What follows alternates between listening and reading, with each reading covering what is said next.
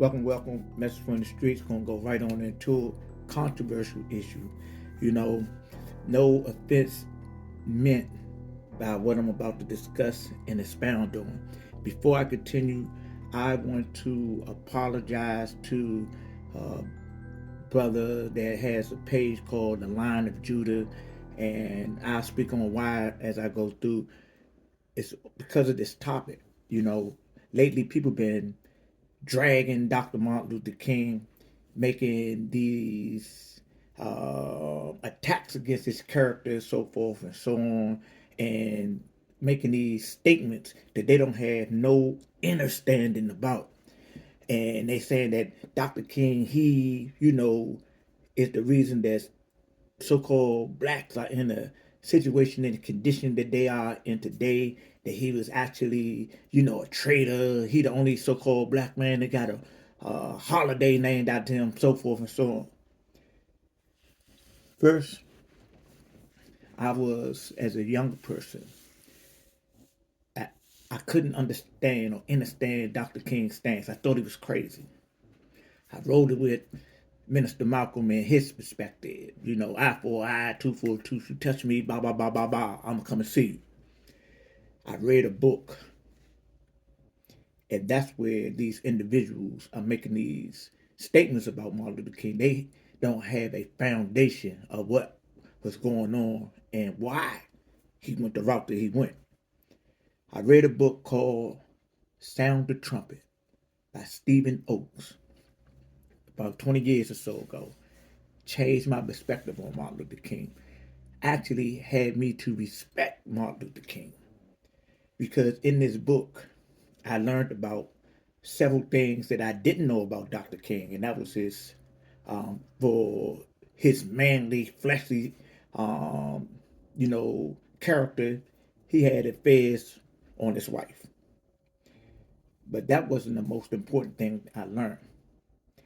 I learned that Dr. King and his movement and what it was reflecting as far as Gandhi and a demonstration of Yahshua HaMashiach, Jesus the Christ, was in the best interest of so-called blacks. Why do I say that? If we were to galvanize around the direction that Reverend or Minister Malcolm X was advocating, a lot of you wouldn't be here today. What I mean by that, if you was born after 1968,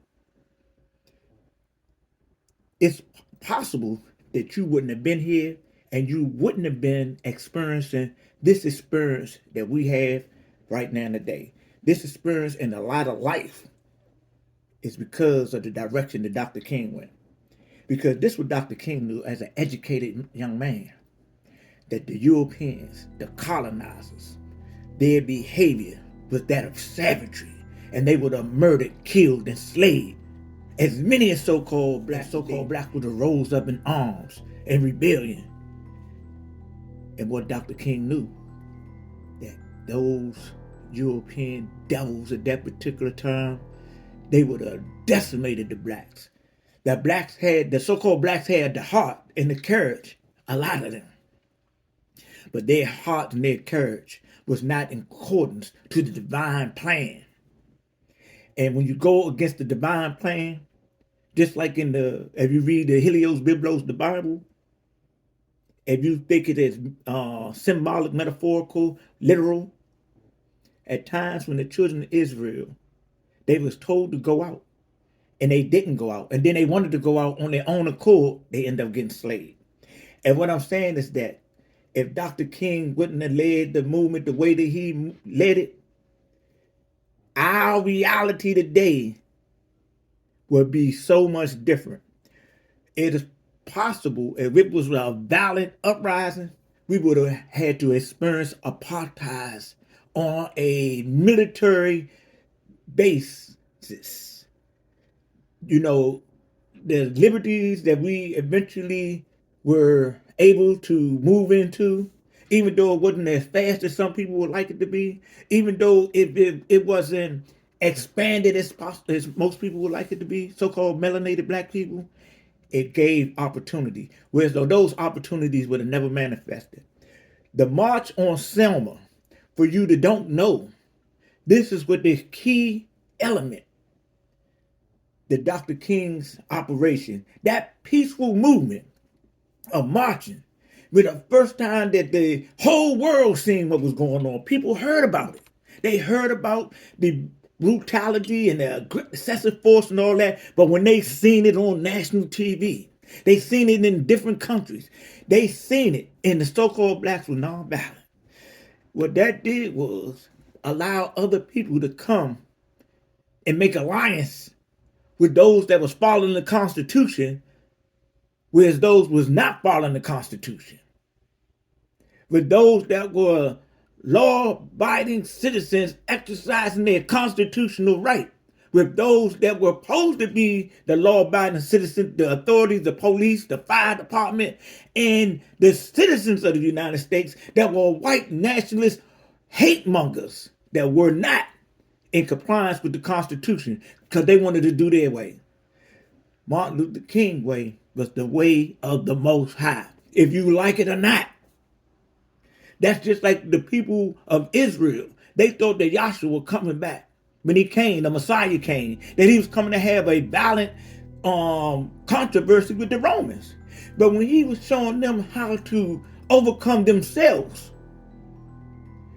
find the kingdom of heaven within themselves, turn the other cheek, be peaceful, this and this and this and this. Some of the things that these rebels of today and yesterday couldn't comprehend.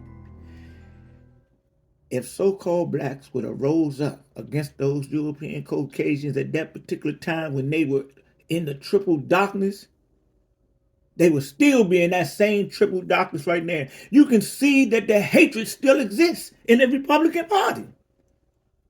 And I'm not an advocate of the Democrats because I think that what I think about them as well, same buzzard, different wing. But we know that the racist majority of Americans are supporters of the Republican Party right now today, white nationalists.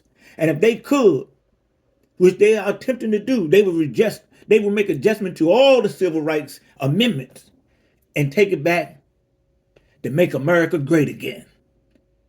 Yeah, to take it back to where as though that so-called blacks was identified as 3/5 of man, treated like slaves, can't look at a European Caucasian man in his eyes. If they could. But because of the process and the path was followed, according to the teachings and the lessons of the Most High in the demonstration that Martin Luther King did. His name was Michael. Similar, according to the Archangel, then they changed to Martin Luther King, because his ways was the way of the King of Kings. This is not a battle that's dealing with flesh and blood, but principalities, dominions, powers, demons in high places.